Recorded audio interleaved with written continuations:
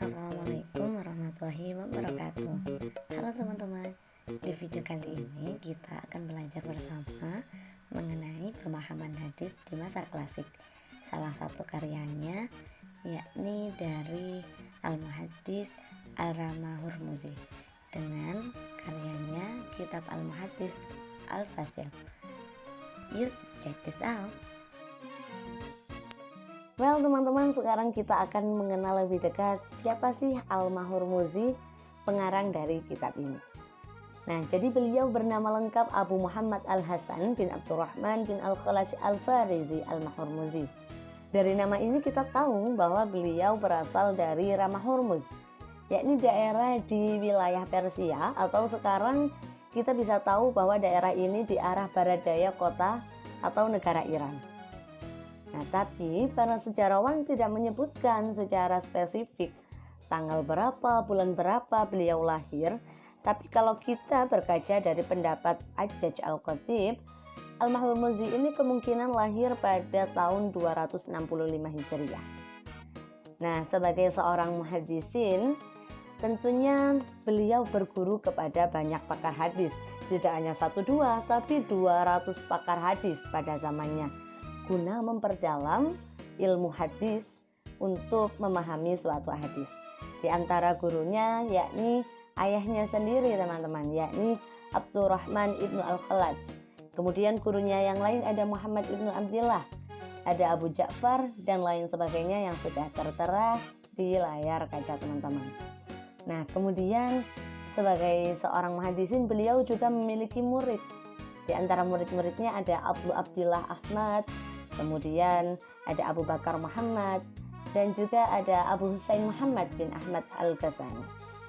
Nah, Al-Rama Hurmuzi ini dalam sejarahnya beliau hidup pada masa dinasti Buwayhi, sehingga beliau ini dekat dengan penguasa pada saat itu, seperti Atud Ad-Daulah, kemudian Al-Mahlabi, ada Abu Al-Fadl, dan juga dengan kedekatan inilah beliau sering berdiskusi masalah hadis, masalah sastra Arab, sehingga tak heran kalau Al-Rama Hurmuzi ini diangkat sebagai qadhi atau hakim di Khuzistan. Namun langkahnya untuk mempelajari hadis harus dihentikan atau harus terhenti karena beliau wafat pada tahun 360 Hijriah. Yang pertama yaitu Adab Al-Mawa'id. Di sini yaitu kitab yang membahas tentang masalah-masalah sastra. Lalu yang kedua Adab Al-Natik yang membahas tentang retorika. Kemudian Imam Al-Tanzil fi Al-Quran Al-Karim yang menunjukkan tentang Rasulullah SAW dan hadis-hadisnya. Kemudian ada Amsal Al-Nabi yang menguraikan tentang janji baik dan buruk di akhirat, halal dan haram, iman dan kufur, serta maksud kata-kata sulit dalam Al-Quran dikaitkan dengan Al-Quran dan syair.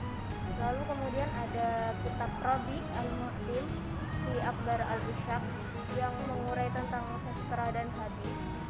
Lalu ada Risalah Al-Safar yang berisi tentang hukum orang-orang yang bepergian. Kemudian ada Al-Rosa wa Al-Ta'rizi yang berisi tentang sastra Arab. Kemudian ada kitab Al-Raihat Natain yang berisi tentang Al-Hasan dan Al-Husain. Kemudian ada Al-Syaib wa Al-Syabab yang mengurai tentang janda dan pemuda. Lalu kemudian ada Al-Ilal fi Mukhtar Al-Akbar yang mengurai tentang kecatatan dalam hadis. Untuk yang lainnya kalian mungkin bisa cari tahu sendiri. Mohon maaf saya di sini tidak bisa menyebutkan semua kitabnya. Lalu namun dalam 15 karya yang terlacak ini semuanya itu masih dalam bentuk manuskrip, kecuali satu kitab, yaitu kitab yang menjadi objek kajian, judulnya Muhaddits Al-Fasil Ba'in Al-Rawi wa Al-Wa'i. Kemudian apresiasi ulama terhadap Al-Rama Hurmuzi. Di sini pastinya kan kalau yang pengarang kitabnya itu udah ulama besar, pastinya mendapat apresiasi dari ulama lain.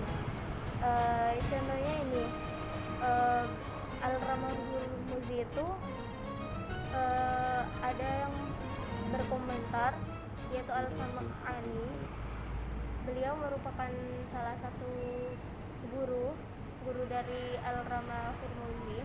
Beliau berkata bahwa Al-Ramah Hurmuzi yaitu seseorang yang istimewa dan banyak hadisnya. Kemudian ada juga Muhammad ibnu Ishaq ibnu Al-Nadim. Beliau memuji Al-Ramah Hurmuzi juga. Beliau mengatakan bahwa Abu Muhammad merupakan seorang qadhi atau hakim. Bagus dan indah karyanya, dia menempuh metode al-jahid. Kemudian ada Ibnu Suwar al-Khatib. Beliau berkata bahwa Al-Ramah Hurmuzi adalah seorang sastrawan dan meriwayatkan hadis. Kemudian ada Al-Sa'labi dalam kitabnya Yatima Al-Dar mengatakan Al-Hasan ibnu Abdul Ar-Rahman termasuk tokoh atau tarikh ilmu kalam, singa sastra, dan seorang tokoh terkemuka pada masanya. Lalu yang terakhir ini ada Al-Zahabi. Di situ beliau menilai Al-Ramah Hurmuzi sebagai seorang imam, al-hafidz, muhaddits, kemudian penulis, pengarang, dan penyusun kitab, dan termasuk orang yang dipercaya, dan seorang tokoh hadis, sejarawan, dan sastrawan. Dari apresiasi yang diberikan oleh ulama, ini terbukti bahwasanya Al-Ramah Hurmuzi merupakan seorang ulama yang terkenal, sekaligus seorang ulama yang indah dalam menyusun katanya. Untuk selanjutnya, sekian dari saya. Untuk selanjutnya akan dibahas oleh pemateri selanjutnya. Wassalamualaikum warahmatullahi wabarakatuh. Atau hakim, bagus dan indah karyanya, dia menempuh metode al-jahid. Kemudian ada Ibnu Suwar al-Khatib. Beliau berkata bahwa Al-Ramah Hurmuzi adalah seorang sastrawan dan meriwayatkan hadis. Kemudian ada Al-Sa'labi dalam kitabnya Yatima Al-Dar mengatakan Al-Hasan ibnu Abdul Ar-Rahman termasuk tokoh atau tarikh ilmu kalam, singa sastra, dan seorang tokoh terkemuka pada masanya. Lalu yang terakhir ini ada Al-Zahabi. Di situ beliau menilai Al-Ramah Hurmuzi sebagai seorang imam, al-hafidz, muhaddits, kemudian penulis, pengarang, dan penyusun kitab, dan termasuk orang yang dipercaya, dan seorang tokoh hadis, sejarawan, dan sastrawan. Dari apresiasi yang diberikan oleh ulama, ini terbukti bahwasanya Al-Ramah Hurmuzi merupakan seorang ulama yang terkenal, sekaligus seorang ulama yang indah dalam menyusun katanya. Untuk selanjutnya, sekian dari saya. Untuk selanjutnya akan dibahas oleh pemateri. Baik, kemudian Fauzan akan menjelaskan tentang manhaj penyusunan kitab Al-Muhaddits Al-Fasil Al-Baina. Yang pertama, Al-Ramah Hurmuzi dalam menyusun kitabnya mengikuti alur-alur periwayatan hadis dengan memulai dari motivasi periwayatan hadis, mempersiapkan segala hal-hal yang terkait dalam periwayatan tersebut, misalnya seperti sumber rujukan, sumber pendapat, dan lain sebagainya. Kemudian yang kedua, Al-Ramah Hurmuzi mengklasifikasi bukunya dalam beberapa bab seperti bab Fadlun Nakil li Sunnati Rasulullah SAW. Yang ketiga, penjelasan terhadap hal-hal yang terkait dengan bab dilakukan dengan cara menyebutkan riwayat-riwayat yang terkait dengan bab tersebut dengan sesekali menjelaskan apa, bagaimana, dan gimana keterkaitannya. Jadi kalau di sini itu beliau lebih mengacu kepada riwayat-riwayat aja gitu. Jadi beliau kuranglah dalam memberikan pendapat atau analisis beliau tentang pemahaman hadis. Yang keempat, setiap bab berisikan beberapa contoh yang terkait dengan babnya, baik dalam bentuk hadis seperti qulna ya Rasulullah man khulafaik qala alladziina yarwuna hadisi wa sunnati wa ya'maluna nas, dalam bab Fadlun Nakil li Sunnati Rasulullah SAW. Bab ini memuat 19 hadis Rasulullah maupun dalam bentuk perkataan sahabat dan tabi'in atau nama-nama lain yang sesuai dengan kebutuhan bab tersebut. Setiap hadis atau akwal sahabat atau at-tabi' atau atba'at tabi'in yang dicantumkan dalam kitabnya dilengkapi dengan sanad. Nah, ini merupakan salah satu kelebihan beliau, bagaimana beliau memaparkan secara sistematis di bagian sanad. Ini merupakan hal yang terpenting. Sedangkan kitab sumbernya tersebut dicantumkan dalam bentuk footnote oleh pentahqiq. Jadi di bawahnya itu nanti dijelasin, oh ternyata ini dari kitab ini gitu. Yang kelima, setiap hadis atau yang keenam, setiap kata yang tidak jelas atau sulit maknanya akan dijelaskan melalui pendekatan bahasa atau syair. Sedangkan setiap nama guru beliau akan dijelaskan nama lengkapnya dalam footnote oleh pentahqiq. Jadi sebenarnya sih beliau ini hanya sebagian aja menjelaskan terkait melalui pendekatan bahasa. Jadi selain tidak secara langsung sebagian, dan emang agak sedikit tentang penjelasan hal ini.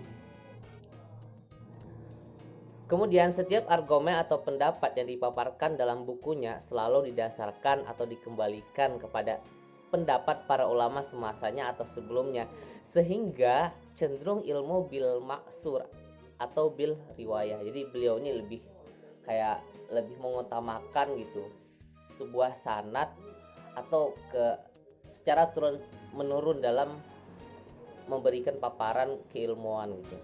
Jadi beliau lebih suka mengacu atau berkiblat kepada seorang ulama di masanya atau sebelum-sebelumnya. Jadi lebih hati-hati.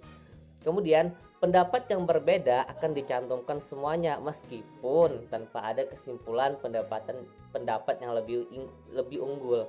Nah, di sini pemakalah juga melihat agak sulit sih dalam memahami perbedaan-perbedaan tersebut di awalnya, karena selain terdapat perbedaan riwayat sanad atau pendapat, nah itu juga kan menyebabkan kebingungan nih, karena belum ada kesimpulan. Jadi bagaimana terhadap pemahaman hadis tersebut. Jadi beliau cuma memaparkan terkait kesimpulan, kembali lagi kepada pembaca gitu untuk meneliti lebih lanjut. Kemudian dalam menulis kitabnya, Ar-Hormozi menekankan pada hal-hal yang terkait dengan perawi hadis saja, seperti keutamaan perawi hadis, perawi sahabat yang terkenal nama aslinya, panggilan atau nenek moyangnya, atau sigat tahamul wal ada seperti simai, ijazah, kitabah, dan lain sebagainya ya.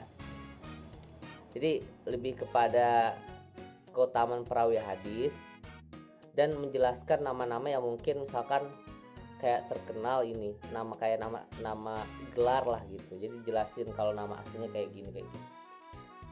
Kemudian pada akhir pembahasan, Ar-Hormozi menjelaskan seputar tentang hal-hal yang terkait penulisan kitab dan penulis-penulis di setiap kota. Kemudian ada beberapa hal yang perlu disampaikan terkait kritik terhadap kitab Al-Muhaddis Al-Fasl Al-Bainah. Yang pertama, sebagai ilmu di bidang ulumul hadis, tentunya kitab ini masih belum komprehensif dikarenakan merupakan kitab pertama di dalam bidang ulumul hadis. Hal ini masih bisa dimaklumi. Kemudian yang kedua, tidak semua hadis sahih yang dipaparkan di dalam kitab beliau, dan tidak disebutkan oleh beliau bagaimana kualitas hadis tersebut, jadi belum disimpulkan. Dan yang ketiga, di setiap perbedaan ulama dalam memandang sebuah hadis, beliau hanya memaparkan tanpa memberikan pendapat beliau, jadi tanpa menyimpulkan kembali mana pendapat yang lebih kuat. Jadi beliau hanya mau sekedar memaparkan perbedaan tersebut tanpa menyimpulkan. Sekian, terima kasih. Baik, langsung saja kita melangkah kepada hadis yang nomor 14. Ini contoh yang saya tunjukkan. Haddatsana bismillahirrahmanirrahim. Haddatsana Ja'far bin Muhammadin Al-Faryabi. Menceritakan kepada kami Ja'far bin Muhammad Al-Faryabi. Haddatsana Al-Walid bin Utbah Ad-Damsyiki. Menceritakan kepada kami Al-Walid anaknya Utbah Ad-Damsyiki. Bangsa Damsyik yaitu orang Damaskus yang sekarang menjadi ibu kota Syria. Haddatsana Al-Walid bin Muslimin. Menceritakan kepada kami Walid anaknya Muslim. Haddatsani yang menceritakan kepada saya Abu Muhammad Isa bin Musa bin Musa. Abu Muhammadin Isa bin Musa. Jadi anaknya Musa an Ismail dari sahabat Ismail bin Al-Harits anaknya Al-Harits Amud Haji. Annahu bahwasanya Ismail sami'a mendengar siapa Ismail Ubadah akan sahabat Ubadah bin Somit anaknya Somit yaqul berkata siapa Ubadah anna Rasulullah sallallahu alaihi wasallam bahwasanya Rasulullah sallallahu alaihi wasallam kana yaqul telah bersabda ini sesungguhnya saya uhaditsukum menceritakan kepada kalian bil hadisi dengan sebuah cerita fal yuhdits maka hendaknya menceritakan al hadiru siapa orang yang hadir sekarang minkum dari kalian al ghaiba akan orang yang tidak hadir. Dan langsung menjelaskan tentang footnote-nya, yaitu fokus yang pertama footnote fokus kepada Ja'far bin Muhammad Al-Faryabi. Huwal allamah al-hafid, huwal allamatul hafidhu syaikhu asrihi. Jadi Ja'far bin Muhammad Al-Faryabi al-allamah adalah orang yang sangat alim.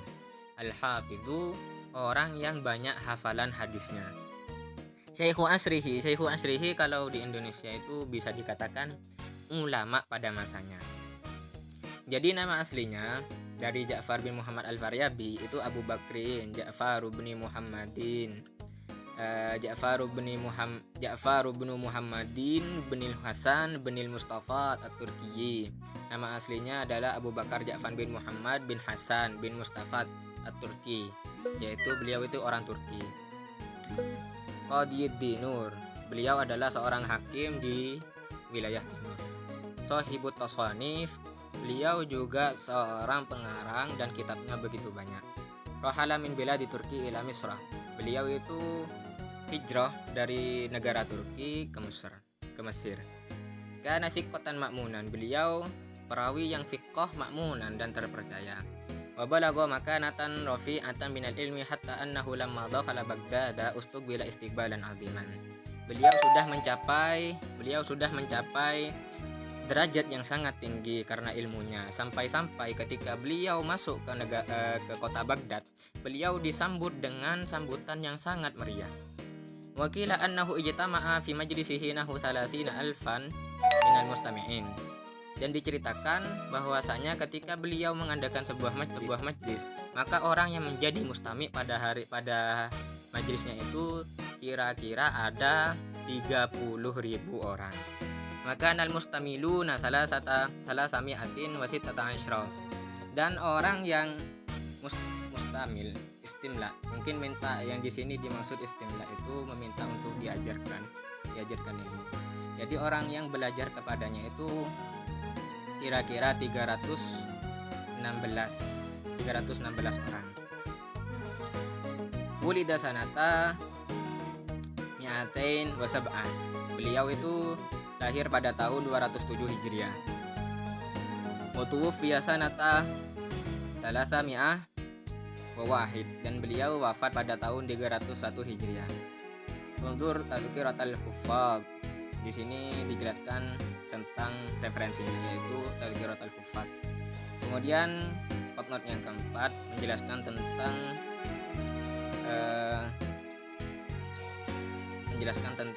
referensinya juga, yaitu periwayatnya. Rawahu At-Tabrani fil Mu'jamil Kabiri an Ubadah. Jadi hadis ini diriwayatkan oleh Syekh Tabrani fil Mu'jamil Kabiri, di kitabnya Syekh Tabrani yaitu Al-Mu'jam Al-Kabir an Ubadah. Jadi beliau itu mengambil hadis ini dari Ubadah.